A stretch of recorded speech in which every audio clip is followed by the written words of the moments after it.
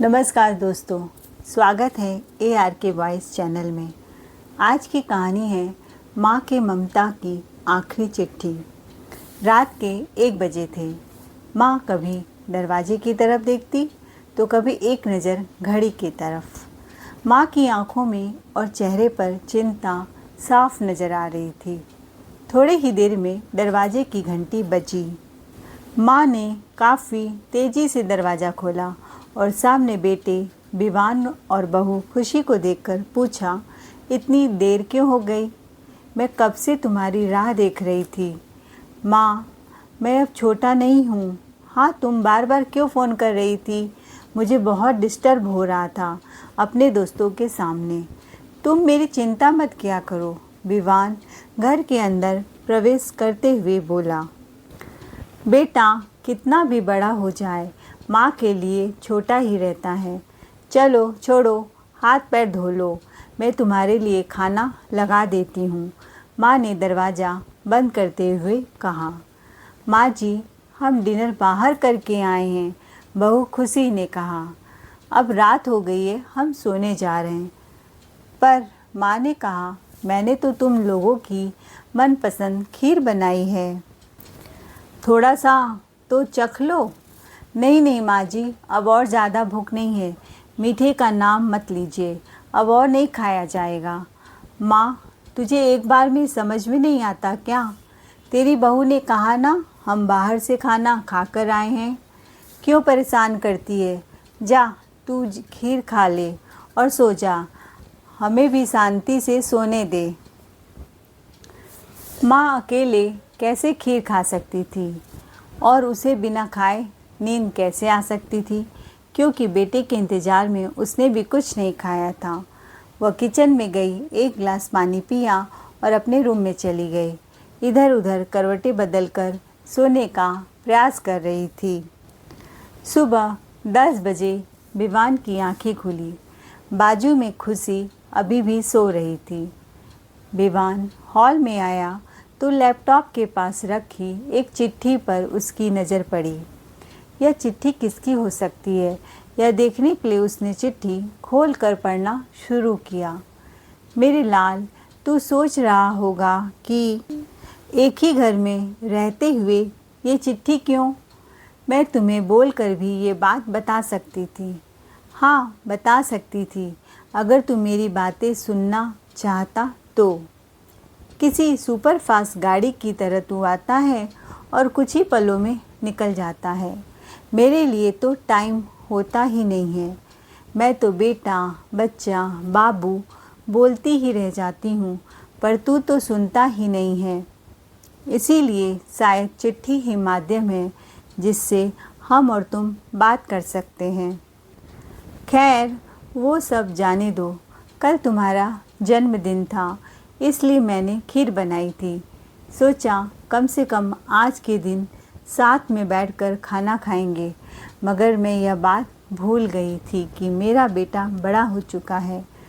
तो अपने दोस्तों के साथ पार्टी करके खाना खाकर आया। चलो, मुझे इस बात की खुशी ही हुई। उसने अपना जन्मदिन में अपनी माँ को शामिल नहीं किया, लेकिन कोई बात नहीं, उसकी बीवी और दोस्त उसके साथ थे, उसकी खुशी में शामिल तो थे। मेरी दवाइयाँ ख़त्म हो गई हैं। मैंने कुछ दिनों पहले तुझे दवाई की एक चिट्ठी दी थी।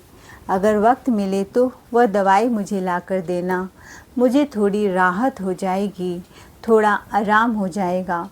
किससे बोलूँ अपना दुखड़ा, किसको सुनाऊँ? बहू भी देर से उठती है, फिर उठने के बाद किटी में बिजी हो जाती है। विवान को याद आया कि 4-5 दिन पहले माँ ने एक दवाई की चिट्ठी दी थी। उसने अपने ऑफिस के बैग में जाकर उस चिट्ठी को तलाशा, चिट्ठी नहीं मिली। फिर उसने अपने कमरे की अलमारी में खोलकर देखा, वहाँ भी चिट्ठी नहीं मिली। उसने खुशी को उठाया और पूछा, तुमने माँ की चिट्ठी देखी है? खुशी ने कहा, नहीं, मैं तो माँ की चिट्ठी नहीं देखा। खुशी ने वो चिट्ठी छुपा ली थी। तभी वह उसकी अलमारी को खोलकर तलाशने लगा और उसकी चिट्ठी खुशी की अलमारी में मिली।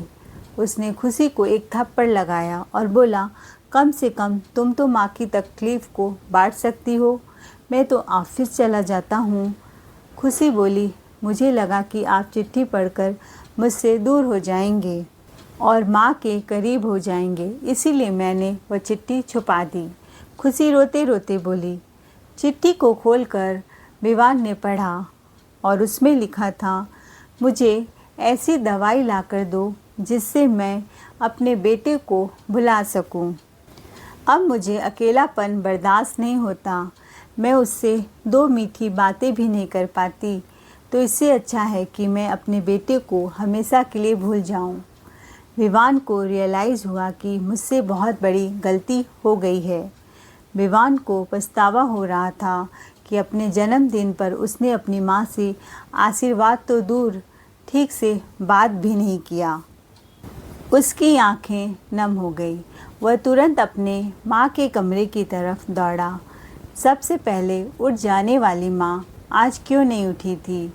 उठते ही बेटा बेटा चिल्लाने लगती हैं, पर आज क्या हुआ? कहाँ चली गई माँ? उसे आश्चर्य हुआ। उसने माँ को उठाने की काफ़ी कोशिश की, लेकिन माँ एक गहरी नींद में सो चुकी थी। अब वह दुनिया से जा चुकी थी। विवान के पास फुट फुट कर रोने के अलावा और कोई चारा नहीं बचा। दोस्तों, यह कहने की ज़रूरत नहीं है कि माँ बाप जीवन में कितने मूल्यवान हैं। उनके रहते हुए ही उनकी सेवा करो, उनसे प्यार करो।